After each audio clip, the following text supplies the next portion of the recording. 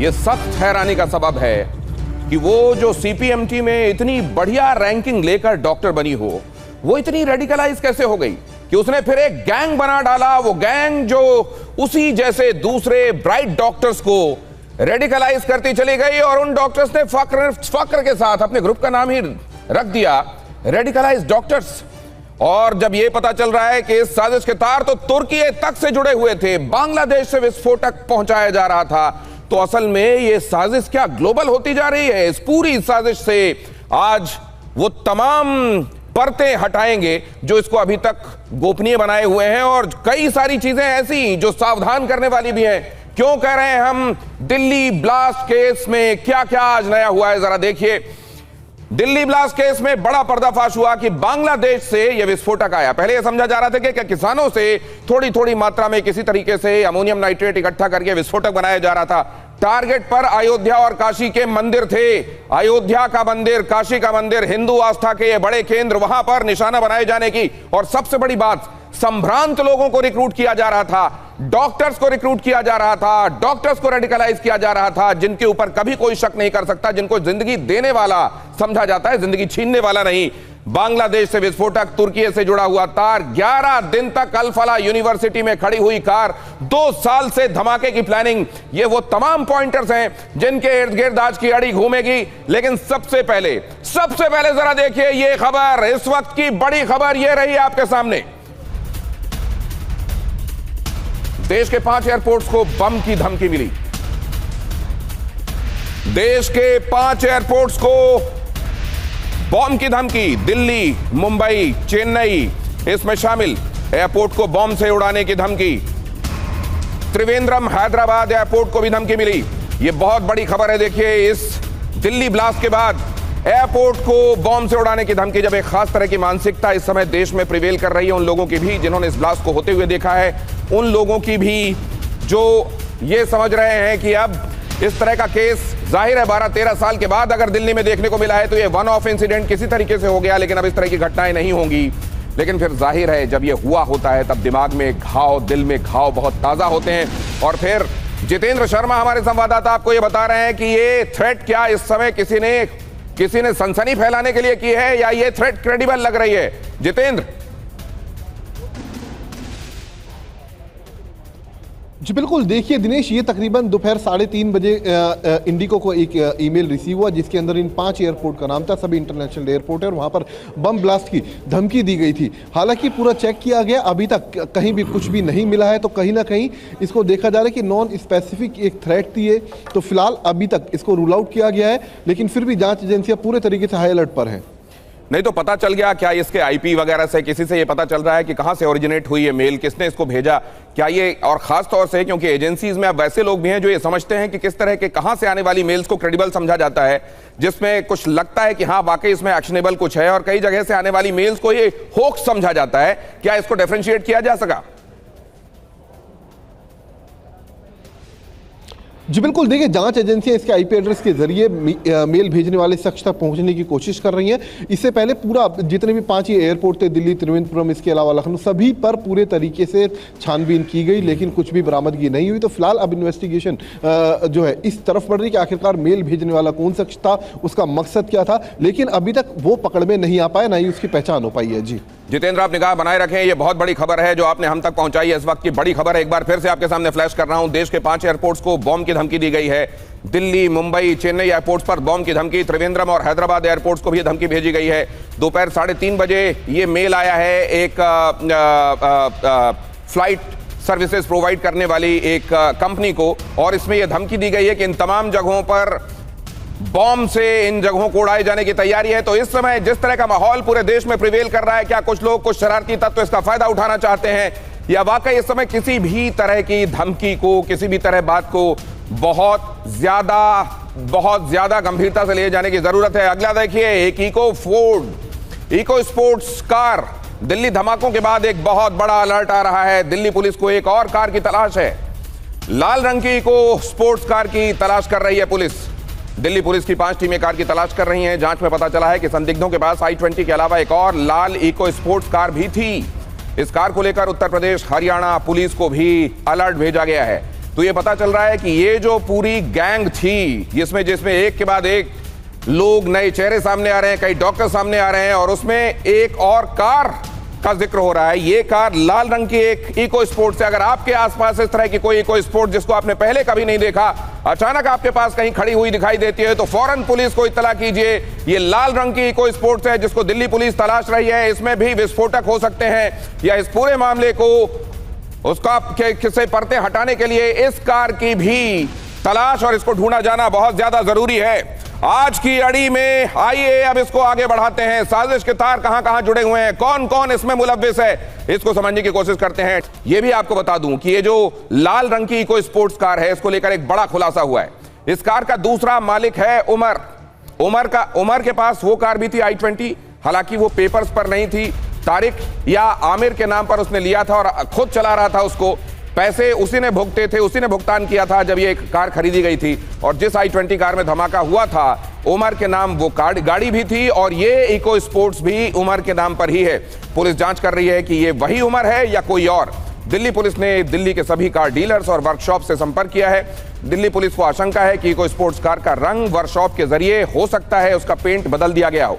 सीलमपुर के पते पर रजिस्टर्ड है ये इको स्पोर्ट्स कार।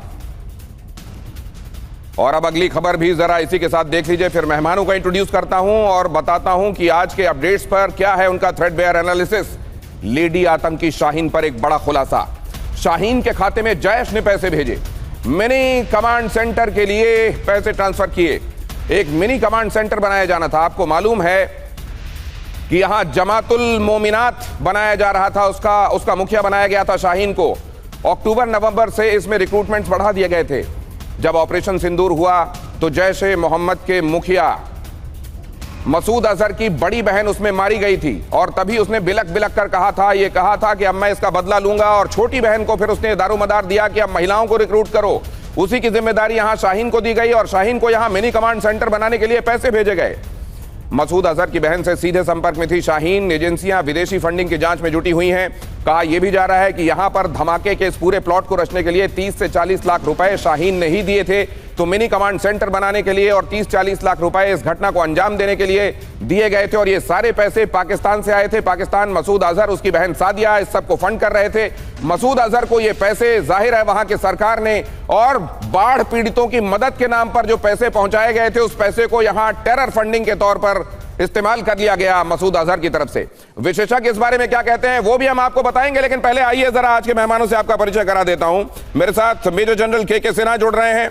इसके अलावा डॉक्टर अभिनय पंड्या मेरे साथ आज की चर्चा में शामिल हो रहे हैं और अशोक कुमार जो कि फॉर्मर डीजीपी हैं उत्तराखंड के, वो भी मेरे साथ इस चर्चा में शामिल हो रहे हैं। वेद भूषण जी रिटायर्ड एसीपी हैं, यहां मेरे साथ स्टूडियो में चर्चा में जुड़ रहे हैं। आप सबका बहुत स्वागत करता हूं। लेकिन सबसे पहले यह समझा जाए, एक और कार का जिक्र इसमें आ रहा है। क्या धीरे धीरे ये पता चलेगा किस तरह के बहुत सारे डॉक्टर्स, बहुत सारे व्हाइट कॉलर लोग और बहुत सारे वाहन, क्योंकि ये जो vehicle born improvised explosive device वाला मॉडल है, ये मॉड्यूल है जो जिसमें VVIED का इस्तेमाल किया जाता है, गाड़ी को बॉम्ब बना दिया जाता है, किसी जगह से टकरा दिया जाता है। ये टिपिकल जैश-ए मोहम्मद का मॉड्यूल है। क्या इसको कई जगहों पर रेप्लिकेट करने की प्लानिंग थी, इसीलिए कई चेहरे और कई गाड़ियां इसमें मुलव्विस और शामिल हो सकते हैं? वेदभूषण जी। देखिए दिनेश जी, अब इसकी जांच पहले मदरसे और मस्जिद से निकलकर अल फरा यूनिवर्सिटी पहुंच गई है, जिसके अंदर 8 अरेस्ट अभी तक हुए हैं। 6 डॉक्टर्स पाए गए, पढ़े लिखे डॉक्टर, स्टोप लगाने वाले, कार के ऊपर डॉक्टर का स्टिकर लगाने वाले, जिनके ऊपर हिंदुस्तान में कोई शक नहीं करता क्योंकि इज्जत से देखा जाता है। अभी जिसमें से 4 डॉक्टर उत्तर प्रदेश के रहने वाले हैं और 2 डॉक्टर JNK के हैं। अल फरा यूनिवर्सिटी वो यूनिवर्सिटी है जो दिल्ली से मात्र 5 किलोमीटर की दूरी पर बॉर्डर से, बदरपुर बॉर्डर से वो स्थित है। सरकार ने 76 एकड़ लैंड दौज एरिया के अंदर 40 रुपए गज पर उनको दी हुई है, जिसमें 40% स्टूडेंट JNK से आते हैं, तमाम मुस्लिम है।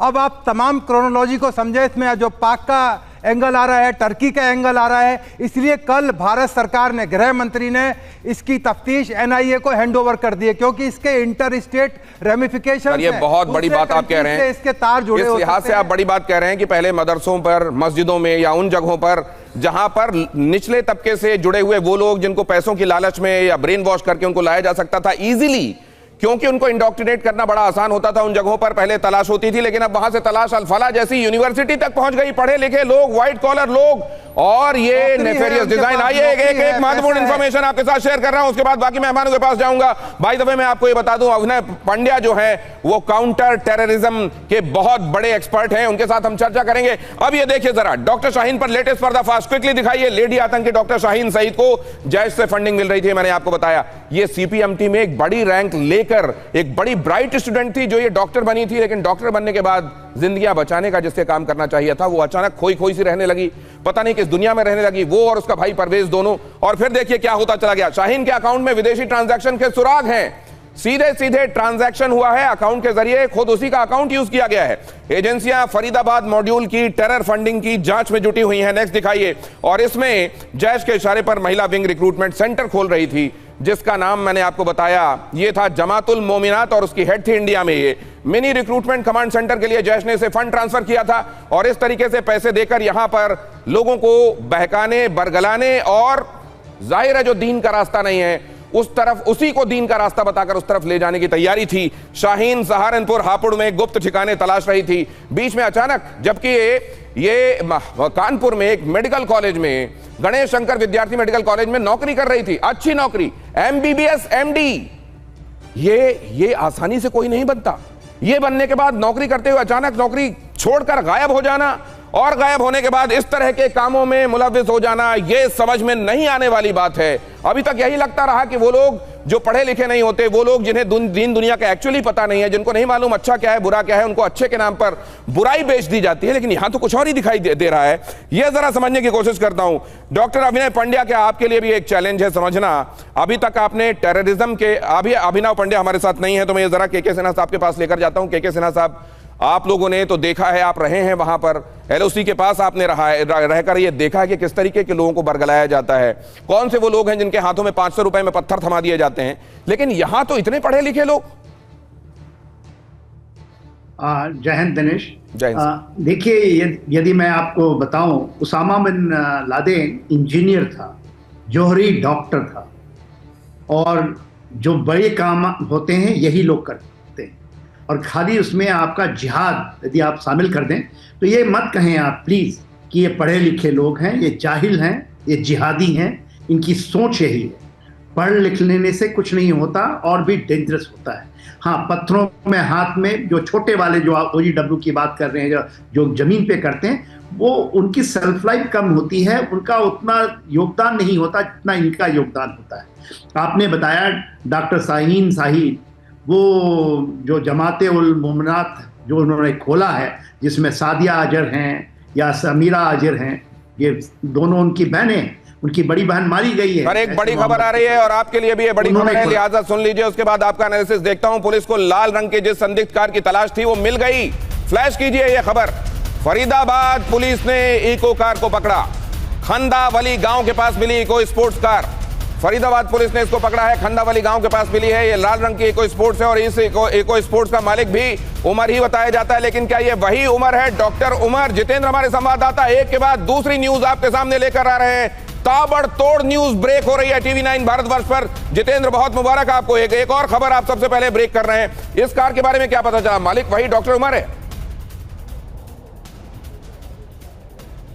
जी बिल्कुल, देखिए इसका मालिक वही मोहम्मद उमर है जो I-20 कार का मालिक था, और ये कार जो है फरीदाबाद के पास खंदावली से बरामद की गई है। दरअसल इसको लेकर लगातार तमाम जो सुरक्षा एजेंसियां हैं और दिल्ली NCR के जितने भी पुलिस स्टेशन हैं सभी को अलर्ट किया गया था, और लगातार फरीदाबाद पुलिस और दिल्ली पुलिस इस गाड़ी की तलाश भी कर रही थी। लेकिन अब ये गाड़ी राउंड अप कर ली गई है, खंदावली के पास ये गाड़ी मिली है। लेकिन क्या इससे कुछ विस्फोटक मिला है या नहीं, इस बारे में अभी तक कोई भी पुष्टि नहीं की गई है। जी, कैसी जगह पे पार्क थी ये? कोई मतलब भीड़ भाड़ वाली जगह है वहां पार्क थी, किसी आइसोलेटेड जगह पर पार्क थी? इस बारे में कुछ इंफॉर्मेशन मिली है?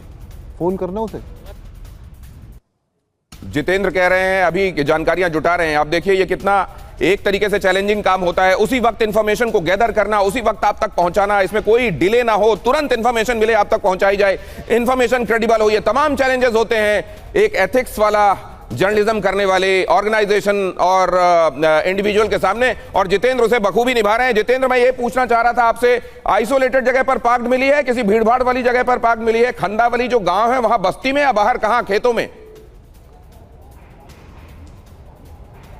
जी बिल्कुल, देखिए आउटस्कर्ट के पास ये गाड़ी बरामद हुई है और इस बारे में जो गांव के लोग थे उन्होंने ही पुलिस को इत्तला दी थी, क्योंकि लगातार ना सिर्फ सोशल मीडिया पर बल्कि तमाम न्यूज़ चैनल इस गाड़ी के बारे में जिक्र कर रहे थे। उसी में से एक शख्स ने, जो कि खंडावली का रहने वाला है, पुलिस को इत्तला दी और पुलिस तुरंत मौके पर पहुंची और गाड़ी को राउंड अप कर लिया गया है। फिलहाल फॉरेंसिक टीम भी मौके पर जा रही है फरीदाबाद पुलिस की, ताकि तफ्तीश की जा सके कि आखिरकार क्या इस गाड़ी का इस्तेमाल भी विस्फोटक को एक जगह से दूसरी जगह ट्रांसपोर्ट करने के लिए किया गया था। तो अभी फिलहाल ये इनिशियल जानकारियां हैं। आप हमारे साथ बने रहिए, एक और खबर आ रही है उसमें भी आपसे अपडेट लेंगे। जितेंद्र, एक और खबर ब्रेक हो रही है टीवी 9 भारतवर्ष पर दिल्ली बात से जुड़ी हुई।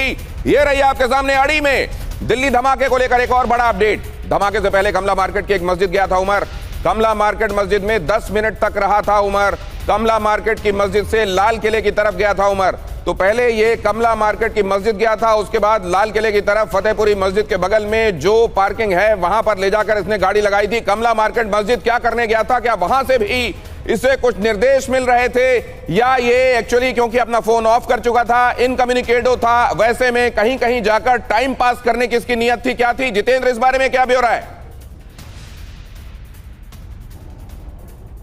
जी बिल्कुल, देखिए बदरपुर बॉर्डर से होते हुए जैसे ही लाल किले के पास पहुंचा, उसके बाद जो इसकी लोकेशन जो ट्रैक की गई, एक सीसीटीवी कैमरे के अंदर ये कमला मार्केट के पास एक मस्जिद है, उस मस्जिद के अंदर जाते हुए दिखाई दिया और थोड़ी देर बाद उस मस्जिद से बाहर निकला है। हालांकि वहां पर पूछताछ भी की है पुलिस ने, लेकिन कोई भी इस ब्लास्ट से कनेक्शन उस चीज़ का नहीं निकला है। मकसद क्या था अभी तक कोई पूरे तरीके से साफ नहीं हुआ है, लेकिन पुलिस ने इस बात की पुष्टि की है कि मस्जिद का या फिर अंदर जाने का, उसके अंदर कोई भी ब्लास्ट से या किसी टेरर एक्टिविटी से, इस चीज़ से कोई भी उसका लेना देना नहीं है। उसके बाद ये वापस आया है, तब भी इसके चेहरे पर मास्क ही लगा हुआ था। वापस आने के बाद ये सीधा लाल किले की पार्किंग के अंदर गया और 3.5 घंटे तक वहां इसने वेट करा और उसके बाद सीधा बाहर निकल के गाड़ी में ब्लास्ट हुआ है। तो फिलहाल अच्छा जितेंद्र, बहुत संक्षेप में ये भी बता दीजिए चलते चलते, क्या पूरा रूट जांच एजेंसियां 8:19 बदरपुर बॉर्डर से एंट्री के बाद से लेकर 6:55 पर ब्लास्ट तक का पूरा रूट इस्टेब्लिश हो गया है क्या? तमाम जगहों पर सीसीटीवी इंश्योर कर गए क्या? रूट क्या था? क्योंकि कमला मार्केट इस्टेब्लिश हो रहा है, मतलब वो रूट धीरे धीरे सर्टेन हो रहा है जहां से होकर इसकी गाड़ी गुजरी है। जी बिल्कुल, देखिए पूरे रूट को बना लिया गया, उसका पूरा पता चल चुका है कि बदरपुर से निकलने के बाद किस रास्ते से ये लाल किले तक पहुंचा, कैसे सीपी गया, कुनाट प्लेस में घूमने के बाद ये कमला मार्केट गया, मस्जिद के अंदर गया, फिर वापस लाल किले की पार्किंग में। आपने तीन महत्वपूर्ण बातें बताई हैं जितेंद्र, आपके पास लौटूंगा। एक तो पूरा रूट एस्टेब्लिश हो चुका है, दूसरा ये इको स्पोर्ट्स लाल रंग की ये बरामद हो गई है, खंडावली गांव से, फरीदाबाद से बरामद हुई है। लेकिन क्या इसके अंदर विस्फोटक हैं? इसके अंदर से क्या बरामद, क्या इसके अंदर भी कोई असलहा है नहीं है, किस हालत में यह कार है, इस बारे में जानकारी मिलनी बाकी है। लेकिन महत्वपूर्ण बात यह है कि यह भी उसी डॉक्टर उमर के नाम पर थी, जिस डॉक्टर उमर के नाम पर तो नहीं थी, लेकिन जिसका ओनर डॉक्टर उमर ही था। वो सफेद i20 जिसे उसने खुद बैठे हुए उड़ा दिया परसों शाम के समय 6:55 पर जो धमाका हुआ। तो कुल मिलाकर 2 गाड़ियां। अब ये दूसरी गाड़ी में क्या मिलता है नहीं मिलता है, लेकिन एक बात मैं जानना चाहता हूं, और इसके लिए जो कि एक बड़े राज्य के डीजी रह चुके हैं अशोक कुमार, उनके पास जाना चाहता हूं। सर, मैं एक चीज, क्या इस तरह की घटनाओं के बाद प्रशासन और सिस्टम भी उन चीजों को सीरियसली लेने लगता है जिनको पहले वो नजरअंदाज कर रहा होता है? वरना ये चीजें इतनी कैसे बढ़ जाती हैं? इतना आगे बढ़ने के बाद क्यों फिर इस पर अंकुश लगना शुरू होता है किसी बड़ी घटना के बाद?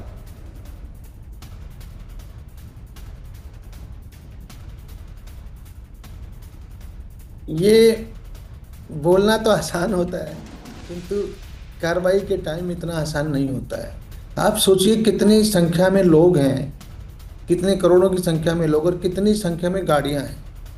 तो जब तक मैं एक पर्टिकुलर उसको किसी के पीछे ट्रैक नहीं कर रहा हूँ, तब तक इतनी पुलिस इतनी संख्या में तो है नहीं, ना इंटेलिजेंस इतनी संख्या में। तो वो ऐसा नहीं हो सकता कि आप हमेशा जो ये नहीं, मैं क्यों ये पूछ रहा हूं सर, उसकी वजह बता देता हूं आपको। सहारनपुर में ये लोग गैदर करते थे, सहारनपुर में आसपास की जगहों पर शाहीन, परवेज, ये लोग मिला करते थे, वहां पर ये थॉट्स एक्सचेंज होते थे, या फिर अल फला में ये चल रहा था, तो आसपास के लोगों को कहीं कोई शक ना हुआ हो, ये संभव लगता नहीं है।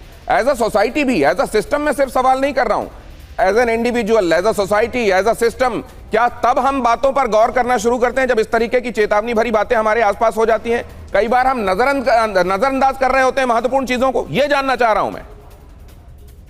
देखिए, पॉसिबल है जो आप बोल रहे हैं, किंतु कुल मिलाकर के सुरक्षा एजेंसियों ने और इंटेलिजेंस ने तो पूरा मॉड्यूल को बस्ट किया है। ये भी तो सोचिए, अगर वो रेड जो पोस्टर लगाए थे जैसे मोहम्मद के, अगर हमने नजरअंदाज किए होते तो आज यहाँ तक थोड़े पहुंचते हैं। नहीं, महत्वपूर्ण बात कह रहे हैं आप सर, इसके लिए क्रेडिट दिया जाना चाहिए एजेंसीज को, लेकिन जिसको कहते हैं निपिंग इन द बड, अब इतने दिनों से ये संभालने और समझने के बाद क्या हम उसको प्रिएम्प्ट कर सकते हैं? क्या हम प्रोएक्टिव हो सकते हैं? या असल में इसको हमारी कामयाबी कहा जाना चाहिए कि इतना बड़ा वो लोग प्लान कर रहे थे, लेकिन कम से कम इतने बड़े होने के बाद हमने किसी एक जगह जाकर उसको रोका तो सही। अगली खबर दिखाता हूं और उसके बाद आपके पास आता हूं। यह खबर देखिए, दिल्ली ब्लास्ट पर इंटरनेशनल साजिश का भी अब जो मामला है वो सामने आ रहा है। दिल्ली ब्लास्ट केस का तुर्की कनेक्शन सामने आया है। उमर और शकील ने तुर्की की यात्रा की थी। उमर, डॉक्टर उमर जिसने खुद को उड़ा लिया, और उसका साथी शकील, इन्होंने तुर्की की यात्रा की थी। तुर्की में जैश के हैंडलर से मिले थे उमर और शकील। उमर और शकील के पासपोर्ट में तुर्की के स्टैंप मिले। जिस तरीके से ऑपरेशन सिंदूर के समय तुर्की ने पाकिस्तान की मदद की थी, जिस तरीके से तुर्की भूल गया कि उसके यहां भूकंप आने पर ऑपरेशन दोस्ती के तहत भारत ने न सिर्फ दवाइयां, खाने पीने का सामान, कपड़े मुहैया कराए, बल्कि वो मुहैया कराते हुए एक समय सोचा नहीं, कोई वक्त नहीं गंवाया। उस तुर्की ने किस तरीके से आतंक का खेल खेलने वाले इन लोगों की मदद की और अपनी जमीन को आतंकी साजिश रचने के लिए मुहैया कराया। जरा ये भी देखिए, ये आपके सामने जब रखूंगा तो क्लियर हो जाएगा। दिल्ली ब्लास्ट का ये तुर्की कनेक्शन है। तुर्की को भी ये देखना होगा। तुर्की एक के बाद दूसरा सबूत खुद देता जा रहा है कि वो किस तरीके से पाकिस्तान के साथ हैंड इन ग्लव्स है। जरा देखिए दिल्ली ब्लास्ट का तुर्की कनेक्शन। थ्योरी नंबर 1, तुर्की में बैठा जैश आतंकी डॉक्टर नेटवर्क का हैंडलर है। वहां पर बैठा हुआ है मसूद अजहर का वो गुर्गा जो इस पूरे गैंग को चला रहा था। दोनों कट्टर विचारधारा वाले लोग हैं। कुछ टेलीग्राम ग्रुप्स से भी ये लोग जुड़े हुए थे और उसके जरिए भी पता चला है कि ये लोग टर्की जाने के संदर्भ में न सिर्फ प्लान कर रहे थे, बाद में इन्होंने विजिट किया, उनके पासपोर्ट पर इसका स्टैंप भी था। डॉक्टर उमर और डॉक्टर मुजम्मिल ने तुर्की की यात्रा की थी। डॉक्टर मुजम्मिल जिसकी दोस्त है डॉक्टर शाहीन, और डॉक्टर उमर तो आप जानते ही हैं कौन है। डॉक्टर उमर और मुजम्मिल दोनों डॉक्टर मॉड्यूल के नाम इसमें नेटवर्क में शामिल थे और इन लोगों ने किसी एक व्यक्ति के जरिए मसूद अजहर का जो कम्युनिकेशन है या मसूद अजहर तक जो कम्युनिकेशन है वो एक्सचेंज किए थे। तुर्की का हैंडलर ही सभी डॉक्टर्स को निर्देश दे रहा था। थ्योरी नंबर 5 ये भी है कि असल में उसी के जरिए सारे निर्देश मिल रहे थे। उसके जरिए डॉक्टर शाहीन को, डॉक्टर उमर को, डॉक्टर मुजम्मिल को सारा कम्युनिकेशन भेजा जा रहा था। अब जरा इसको भी समझते हैं। ये अब मेरे साथ अभिनव पंड्या भी जुड़ चुके हैं। बड़ी देर से आपका इंतजार कर रहे थे सर हम, इसलिए भी क्योंकि काउंटर टेररिज्म में आपने बड़ा सारा काम किया है, रिसर्च की है। ये इसमें जो नई चीजें आ रही हैं, व्हाइट कॉलर लोग, संभ्रांत लोग इससे जुड़े हुए, दूसरे तरीके का एक तरीके से मॉडस ऑपरेंडी, धीरे धीरे करके विस्फोटक को बड़ी मात्रा में इकट्ठा करना, यह भी कि इसमें इंटरनेशनल कनेक्शन न सिर्फ बांग्लादेश बल्कि तुर्की भी इन्वॉल्व दिखाई दे रहा है। बहुत जल्दी से आपका एनालिसिस इस पूरे मामले में। मैं एक छोटी सी बात से शुरुआत करना चाहूंगा। आप, मेरा पेपर है विवेकानंद इंटरनेशनल फाउंडेशन की वेबसाइट पर जाइए, उसका टाइटल है Turkey's Islamist agenda in India, आप उसको देखें। उसके अलावा मेरी एक किताब है radicalisation in India and exploration, वो 2019 मार्च का पब्लिकेशन है। उसके अंदर टर्की का जो सारी गतिविधियां चल रही हैं उसके बारे में बहुत डिटेल में लिखा गया है। प्रश्न मेरा ये कि देखिए, जब इतनी सारी चीजें पहले से जा रही थी, टर्की का जो इन नेफेरियस एक्टिविटीज में इन्वॉल्वमेंट है, तो इसके ऊपर पहले ध्यान क्यों नहीं गया? मैं एक बात और आपको मैं प्रश्न करूंगा, बहुत तीखा प्रश्न है। आपको पता है जब पहलगाम अटैक हुआ उसके ठीक 1 महीने पहले टर्की में एक कॉन्फ्रेंस हुई थी, रीसेटिंग इंडिया टर्की टाइज। उसमें भारत से कई सारे बड़े ख्यात विख्यात थिंक टैंक एक्सपर्ट्स, हमारे पूर्व एम्बेसडर्स वगैरह वहां पर गए थे और कुछ ऐसी एंटिटीज उस कॉन्फ्रेंस में पार्टनरशिप थी। I think embassy of India भी उसको ऑर्गेनाइज करने में कुछ पार्टनर ऑर्गेनाइजेशन था। ये हमने ऑनलाइन देखा था ये चीज। तो आप मुझे एक चीज बताइए कि जब इतनी गतिविधियां वहां से हो रही है तो हम क्यों नजरें उसको अपनी कहते हैं चुप करके बैठे हुए हैं? ये एक बड़ी बात आप कह रहे हैं। इस सवाल का जवाब लेने में के सिन्हा साहब के पास जाता हूं। के सिन्हा साहब, यहां पर एयरपोर्ट्स को मेंटेनेंस के लिए तुर्की की एक बड़ी कंपनी को ठेका, उसके अलावा टर्की जाना, ये कल्चरल एक्सचेंज या संबंधों के सुदृढ़ करने के लिए, या हमने उनको जो मदद की थी किसी समय, हम मानवीय मदद या हम सद्भावना के तहत काम करते रहे और उधर से चलता रहे षड्यंत्र? सर, हम कब जाएंगे, हम कब समझेंगे कि सांप को दूध पिलाने से जहर बढ़ता है? देखिए दीपक, दिनेश जी, यही है विडंबना है भारत की। भारत की विडंबना, इसी विडंबना के कारण भारत का बंटवारा हुआ। इसी विडंबना के कारण पाकिस्तान भी बना, बांग्लादेश जो ईस्ट पाकिस्तान बना। यदि यह विडंबना नहीं होती, यदि हम एब्सोल्युटली स्ट्रेट फॉरवर्ड होते, तो हम देश के हित में उस समय भी काम किए और आज भी करते। हम बार बार जो हम एक मुखौटा पहन लेते हैं, एक चोला पहन लेते हैं, और पंचिंग करते हैं बिलो द बेल्ट। हम अपने लेवल पे नहीं करते। हम कहते हैं कि नहीं नहीं पूरा विश्व हमारा भाई है। कोई भाई नहीं होता, ये सब गलत है कि पूरा विश्व हमारा बंधु है। कोई बंधु आपके ऐसे नहीं बन जाते, सब अपनी साधते हैं। यदि आप जमीन पे लें, यदि आप चाणक्यों को नहीं सर, जब हमने ये कहा कि वसुधैव कुटुंबकम, पूरा विश्व हमारा विश्व बंधु है सर, तब भी हमने जहर वाले सांपों को मारा है, तब भी हमने मच्छरों को मसला है, तब भी हमने खटमलों को मारा है sir. Confuse people. No no no sir, we are not confused, but there comes a time, क्या टर्की जैसे नेशंस को लेकर अब हमको स्टैंडिंग होनी चाहिए। ये बताइए आज सबसे बड़ा खतरा क्या है आपके पास? ये मॉड्यूल्स आफ्टर मॉड्यूल्स बन रहे हैं, 2-2 साल से ये पैसे ले रहे हैं, आपको तोड़ने में लगे हुए हैं, मगर कोई उसके ऊपर आवाज उठाएगा तो आप कहेंगे कि नहीं इस्लामी फोबिया की बातें कर रहे हैं। ये इनकी दिमाग खराब है। देश की बात यदि करनी है, भारत की बात करते हैं तो हमें उसी तरह, क्योंकि हमने ऐसी व्यवस्था तो आप और अभिनव जी क्या कह रहे हैं? क्या आप दोनों ये कह रहे हैं कि हमारा शत्रुबोध ठीक नहीं है, हम अपने दुश्मन को पहचान नहीं पाते? अभिनव, आप भी यही कह रहे हैं क्या? खुलेआम दिखाई देता है। आ रहा हूं जनरल सिन्हा, आ रहा हूं।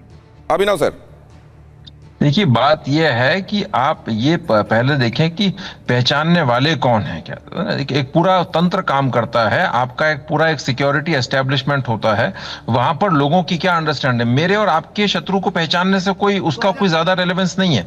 जो सिस्टम में बैठे हुए हैं, जो पॉलिटिकल लीडरशिप है, जो आपकी ब्यूरोक्रेटिक लीडरशिप है, जो फॉरेन सर्विस ब्यूरोक्रेसी है, जो इंटेलिजेंस ब्यूरोक्रेसी है, वहां पर इन चीजों को लेकर के क्या परसेप्शन है उसकी बात कीजिए। मैं आपको एक और एग्जांपल देता हूं।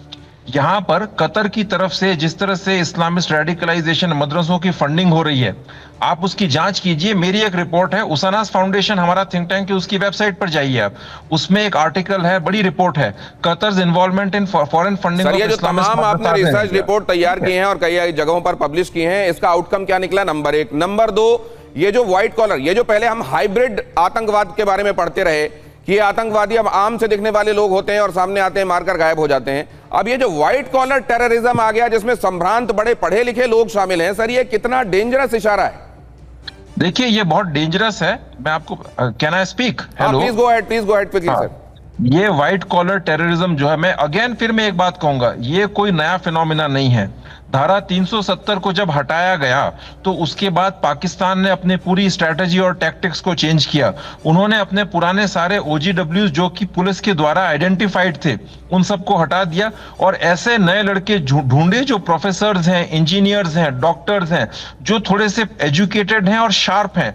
उनको इसलिए ढूंढा गया क्योंकि एक तो वो एनोनिमस थे, उन पर किसी का शक नहीं जा सकता। सर तो ये दुनिया में आपकी और हमारी अभी ओसामा बिन लादेन का जिक्र के सिन्हा साहब कर रहे थे, उन्होंने कहा कि वो खुद एक इंजीनियर था, लेकिन क्या है इस तरह के इंजीनियर और डॉक्टर जिनके लिए ये धंधा होता है, उनके लिए ऐसा कोई दीन का मामला नहीं होता, उनके लिए धंधा होता है, लेकिन बाकी कम पढ़े लिखे लोगों को वो एक तरीके से उसमें धकेलते हैं, उनका ब्रेन वॉश करके।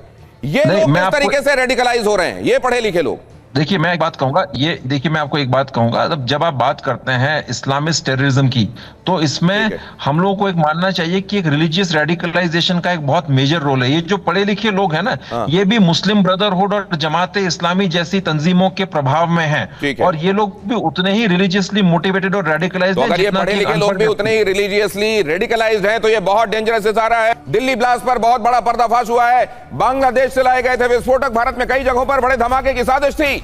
बांग्लादेश भी वेदभूषण सर एकदम पाकिस्तान की ट्यून पर नाचने लगा है यूनुस के आने के बाद। देखिए दिनेश जी, मैं पहले टर्की के बारे में बताता हूं। मैं यूनाइटेड नेशंस में, साइप्रस एक कंट्री है जहां प्रधानमंत्री मोदी जी ऑपरेशन सिंदूर के बाद सबसे पहले गए थे। टर्की इतना नॉटी कंट्री है, इतना शैतान किस्म का कंट्री माना जाता है और सारे मुस्लिम कंट्रीज का वो खलीफा और दादा कहलाया जाता है उस एरिया के अंदर। तो साइप्रस के अंदर जब मैं और आप पैदा भी नहीं हुए होंगे, जितने पैनलिस्ट हैं वो भी नहीं हुए होंगे, 1954 से 1/3 साइप्रस पर कब्जा करके बैठा हुआ है और जिस तरह से नाक में दम कर रखा। अमेरिका ने पूरी ताकत लगा ली थी किस तरह से। सर अमेरिका को नेटो में रखना पड़ रहा है उस कंट्री को। हाँ तो बांग्लादेश की भी आप बात करें, बांग्लादेश की तो खुद पीएम हमारे यहाँ शरण लेके बैठी हुई है, उनको छिपा के रखा गया है। बांग्लादेश तो बर्बादी की कगार पर है, बांग्लादेश बर्बादी की कगार पर है। अगर सर आपकी बात को कंटिन्यू करूंगा, लेकिन यहां पर देखिए भारत नेपाल बॉर्डर 72 घंटे के लिए बंद कर दिया गया है। दिल्ली ब्लास्ट के बाद नेपाल सीमा पर हाई अलर्ट है। नेपाल के रास्ते अभियुक्तों के भागने की आशंका है। इंटेलिजेंस एजेंसियां कर रही है नेपाल बॉर्डर की निगरानी। नेपाल बॉर्डर पर सुरक्षा और निगरानी बढ़ाई गई। अब जरा इंटरनेशनल साजिश का यह पर्दाफाश भी देखिए, इंटरनेशनल साजिश का यह पर्दाफाश अड़ी में देखिए जरा, इंटरनेशनल कॉन्स्पिरेसी। अब ये देखिए बांग्लादेश से यहां से विस्फोटक चलता है और यह बताया जा रहा है कि नेपाल के रास्ते इसको भारत में लाया गया और यह छोटी छोटी क्वांटिटी में भेजा जाता रहा और यहां पर आप देख रहे हैं 3000 किलोग्राम विस्फोटक, बल्कि उससे ज्यादा क्वांटिटी अब बताई जा रही है यहां पर इकट्ठा होता गया। इस तरीके से बांग्लादेश से इस रूट के जरिए, नेपाल के जरिए यह पहुंचता है, फरीदाबाद में ले जाकर छिपाया जाता है और दिल्ली में ले जाकर फिर ब्लास्ट किया जाता है। तो इसमें आप देख रहे हैं टर्की का हाथ किस तरीके से है, इसमें आप देख रहे हैं किस तरीके से नेपाल का इस्तेमाल। हम ये जानते हैं कि स्मगलिंग के लिए, अपराधियों के आने जाने के लिए नेपाल वाला रूट बड़ा और इसको लेकर कुछ निर्णय करना पड़ेगा। और लेकिन बांग्लादेश भी अब जो किसी समय यह मानता रहा कि हमको पाकिस्तान के जुल्मों से आजादी दिलाने वाला, हमको अपना अस्तित्व दिलाने वाला भारत है और उसकी सदाशयता थी भारत की तरफ, अब वो कंप्लीटली एक रेडिकलाइज्ड और पाकिस्तान की ट्यून में नाचने वाला मुल्क बन गया है। ऐसे में हम क्या करने वाले हैं इसको लेकर भी हमको कुछ निर्णय करना पड़ेगा। अब अगर यह साजिश है तो वेद सर मैं एक बात और समझना चाहता हूं आपने, क्योंकि दिल्ली के अंदर पुलिस महकमे में एक महत्वपूर्ण पोजीशन संभाली है एज एन इंडिविजुअल, दिल्ली का एक आम शहरी, फरीदाबाद का रहने वाला, नोएडा में रहने वाला, एनसीआर में रहने वाला, क्या ऐसा कर सकता है कि वो एजेंसीज के और भारत सरकार के हाथ और भारत की सुरक्षा के लिए और मजबूत हो? देखिए दिनेश जी, पहला मौका नहीं है जब दिल्ली के अंदर इस तरह की टेररिस्ट एक्टिविटीज हुई हैं। लगातार सीरियल ट्रांजिस्टर बम ब्लास्ट हुए हैं, तमाम ट्रेन के अंदर ब्लास्ट हुए हैं, हाई कोर्ट के सामने ब्लास्ट हुआ है। तो और अशोक साहब बिल्कुल, लेकिन बड़े समय तक एक लल था सर। हाँ, बड़े समय तक इसको रोकने में हमने कामयाबी हासिल की। लगभग 11 साल बाद ये ब्लास्ट का सीन दोबारा क्रिएट हुआ है। हालांकि एक एम्बेसी के बाहर पहले 11 साल पहले ब्लास्ट हुआ था, परंतु दिल्ली के अंदर इतना बड़ा ब्लास्ट हो जाना एक बहुत बड़ा सवाल पैदा करता है कि तमाम जो इंटेलिजेंस एजेंसीज है किस तरह से हम उसको चेंज करना चाहिए, उसका रूप चेंज करना चाहिए। लेकिन एक बड़ी कुमार साहब बिल्कुल ठीक कह रहे थे। कार की जहां तक बात आ रही थी, दिल्ली के अंदर जो रजिस्टर्ड कार है 3 मेट्रोपॉलिटन सिटीज, बॉम्बे, कलकत्ता, चेन्नई से उससे 30 लाख गाड़ियां दिल्ली में आज रजिस्टर्ड जाते हैं। हर एक गाड़ी को चेक करना, उसको फ्रिस्क करना, उसमें असला है, कौन लोग हैं, ये नेक्स्ट टू इम्पॉसिबल है। पूरे हिंदुस्तान की आर्मी और पुलिस को लगा दिया जाए तब भी दिल्ली की गाड़ियों को चेक नहीं किया जा सकता। इसके लिए तमाम जो तरीके हैं इंटेलिजेंस कलेक्ट करने के, अब एआई वाला जमाना है सर, अब एआई वाला जमाना है, जाहिर है बहुत जल्दी इसका इस्तेमाल किया जाना चाहिए। तरीके बदलने होंगे, चीजें बदलनी होंगी सर, और बदलनी होंगी, वरना और कोई चारा नहीं है। अगर वो कोई चारा नहीं, वरना हम रिएक्टिव रहेंगे, हम कभी प्रोएक्टिव नहीं हो पाएंगे। अगली खबर देखिए, दिल्ली ब्लास्ट के बाद पाकिस्तान का फॉल्स फ्लैग ऑपरेशन, मारो भी और मारने के बाद रोने भी खुद ही लगो। देखिए जरा पाकिस्तान का ये नेचर, उसको मालूम है कि भारत ने यह तय कर दिया है कि कोई भी act of terrorism, act of war माना जाएगा भारत के अंदर। तो उसने क्या किया, यहां पर इस तरह की घटना को अंजाम दिलाया और खुद ही अपने यहां पर विस्फोट कराने के बाद अब रोना रो रहा है छाती पीट पीट के भारत ने करा दिया। कमाल है, देखिए ये कहलाता है पाकिस्तान। दिल्ली ब्लास्ट के बाद पाकिस्तान का फॉल्स फ्लैग ऑपरेशन, इस्लामाबाद हमले पर दुनिया को गुमराह कर रहा है पाकिस्तान। पाकिस्तान की हरकत पर मिनिस्ट्री ऑफ एक्सटर्नल अफेयर्स का करारा जवाब। अपने देश को देखें, हमें बदनाम करने की साजिश न रचें। यहां तो हमारे पास सबूत हैं, ये सबूत हमने 26/11 के दौरान भी दिए थे, हालांकि मानता नहीं है पाकिस्तान। ये सबूत हमारे पास आज भी हैं। हम बताएंगे कि टेलीग्राम में किस तरीके की बातें हुई हैं, हम बताएंगे किस तरीके से टर्की में जाकर मुलाकात हुई है, बताएंगे जैश के यहां से कैसे किस तरीके से डॉक्टर शाहीन के अकाउंट में पैसे आए हैं। लेकिन इधर क्या सबूत है? कोई सबूत नहीं, बस इल्जाम लगा देना है कि इसमें भारत का हाथ है। वहां पर इन दिनों ये रिवाज इसलिए है क्योंकि अगर ऐसा नहीं करेंगे तो जाहिर है उनको ये डर हमेशा लग रहा है कि अब भारत ऑपरेशन सिंदूर 2.0 करने वाला है। अब जरा ये भी देख लीजिए दुनिया को कैसे कर रहा है गुमराह पाकिस्तान। आड़ी में नेक्स्ट जरा इस पर भी निगाह। भारत के खिलाफ पाकिस्तान का ये फॉल्स फ्लैग है। इस्लामाबाद में धमाके पर पाकिस्तान का पैंतरा, वहां हर दिन धमाके। आपने आतंकवाद को पनपाया है, अब हर दिन आतंकवाद की आग में अगर आप जल रहे हैं तो इसके लिए गुनहगार आप हैं। दुनिया पर इसका ठीकरा फोड़ने से कुछ नहीं मिलेगा और भारत पर तो बिल्कुल भी नहीं। शहबाज शरीफ ने फिदाइन हमले का आरोप भारत पर लगाया है। यह कहा है कि ये जो हमला हुआ है ये असल में भारत ने करा दिया। पाकिस्तान ने इस्लामाबाद धमाके को दिल्ली ब्लास्ट का बदला बताया। मतलब इतनी जल्दी भारत यहां पर बदला लेने वहां पहुंच जाएगा, कमाल है। कम से कम कुछ तो ऐसा कहा जाए जो दुनिया को रियलिस्टिक लगे। भारत के विदेश मंत्रालय ने कहा कि पाकिस्तान के आरोप बेबुनियाद हैं और इसको जिस तरीके से कोई गंदी चीज कचरे के डब्बे में डाल दी जाती है उसी तरीके से इसको रबिश कर दिया है भारत ने। लेकिन सवाल यह है कि पाकिस्तान ने भी ये पैंतरा सीख लिया है। के सिन्हा साहब, मारो और मारते ही रोने भी लगो। देखिए दिनेश जी, पाकिस्तान के इन पैतरों को तो हम जानते ही हैं, मगर हमें जो करना है वो ठोस चीजें करनी है। ऑपरेशन सिंदूर एक ठोस था, इसके बाद जो हम कर रहे हैं शायद उस ठोस कदम से रहें और इतना जल्दी इसको आप कहते हैं ना प्रोएक्टिवली हम करते हैं, तो अपनी पैरों को इतनी जल्दी अपने हाथों को ना खींचें जब तक कि कंक्लूड। ऑपरेशन सिंदूर तो चल ही रहा है, केवल थमा है, कोई रुका नहीं है, मगर ये एक लंबी लड़ाई है। मगर इससे ज्यादा जो मैं मानता हूं अपने देश के अंदर जो ये चीजें हो रही हैं बहुत। सर लेकिन ये बताइए इन खबरों का मतलब क्या है? बांग्लादेश के पास, और खास तौर से इस तरफ मैं आपको कमेंट चाहूंगा, जरा कुछ खबरें मैं आपको दिखाना चाहता हूं। भारत ने 13 नवंबर के लिए नया नोटिस टू एयरमैन जारी किया है। वायुसेना ने कुछ इलाकों में एयर स्पेस अस्थायी रूप से बंद किया है। यूपी और मध्य प्रदेश के ऊपर सिविल उड़ानों के लिए रूट बदले गए हैं। 13 नवंबर को कई फ्लाइट्स के रूट में तब्दीली हो सकती है। भारतीय वायुसेना ने ऑपरेशनल मूवमेंट के मद्देनजर यह फैसला किया है। भारत भी अपनी तैयारी में लगा हुआ है। के सिन्हा सर, इसमें क्या देखते हैं जो हमारे साथ इस समय बांट सकते हैं, रिवील कर सकते हैं? क्योंकि आपको यह भी मालूम है कि राष्ट्रीय सुरक्षा के महत्व के बहुत सारी बातें तैयारियों के मद्देनजर पता होने के बावजूद बहुत सारी चीजें डाइवर्ज नहीं की जाती हैं। के सिन्हा सर,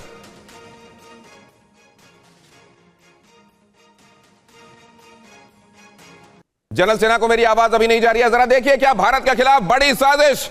आप जरा इधर आ जाइए और मैं आपको ये इंफॉर्मेशन, ये पहलू, ये पर्सपेक्टिव भी देता हूं। क्या ये भारत के खिलाफ बड़ी साजिश है? आप जरा देखिए इधर क्या होता है। व्हाइट कॉलर आतंकी के संदर्भ में आप ये देख रहे हैं, ये पेशा डॉक्टर दिल्ली में धमाका किया गया, ये डॉक्टर उमर है। लेकिन ये मामला सिर्फ यहां तक नहीं है। अब अगर इसको अगर आप बांग्लादेश से विस्फोटक पहुंच रहे हैं, पाकिस्तान से यह बताया जा रहा है कि लोगों को बरगलाना किस तरीके से है, लोगों को, व्हाइट कॉलर लोगों को भी इंडोक्ट्रिनेट कैसे किया जाना है, टर्की इस सब में मदद करता है। तो जरा ये देखिए अब यहां पर जो दूसरे फ्रंट पे चल रहा है उसके मायने क्या है? क्या भारत के खिलाफ एक बड़ी साजिश की जा रही है? यहां पर देखिए, Pakistani worship PNSF Chittagong port पहुंचा है और आपको मालूम है कि लगातार उस तरफ से भी यह कहा गया था, आतंकियों की तरफ से भी, कि हम पूर्वी इलाके से हमला करेंगे भारत की धरती पर। यहां पर इसका वॉरशिप का पहुंचना क्या दिखाता है? यह दौर 1971 के बाद ये दौरा जो हुआ है वॉरशिप का, यह पहली बार हुआ है। 4 दिन का इसको गुडविल, पाकिस्तान और गुडविल, खैर पाकिस्तान इसको गुडविल विजिट बता रहा है और ट्रेनिंग और सहयोग पर बातचीत के लिए ये यहां पर पहुंचा हुआ है। जनरल सिन्हा, ये क्यों हो सकता है? ये वॉरशिप वहां क्यों पहुंचा हुआ है? देखिए, ये जब से हमने ऑपरेशन सिंदूर के पहले से ये पाकिस्तान ने बांग्लादेश को अपना morals, it is in their lap. Yunus के आने के बाद आप ये लेके चाहिए, इस Pakistan has been created again. India को कोई भी यदि हमें स्ट्रेटेजिकली देखना है, we have to take it that Pakistan and Bangladesh is the same country. East Pakistan है एंड वेस्ट पाकिस्तान है। We have to be very proactively. ये बताइए, यदि वहां के फैक्ट्री का हमें पता चला वहां से आया है, why can't we destroy that? हम अपने वेट के नीचे पंच करते हैं, we don't punch in the equal, we have to do it. कोई यदि आप अपने को सेल्फ इंपोज रिस्ट्रिक्शंस लगाएंगे, आपको पूरा प्रूफ है साहब, आप क्यों नहीं कर सकते?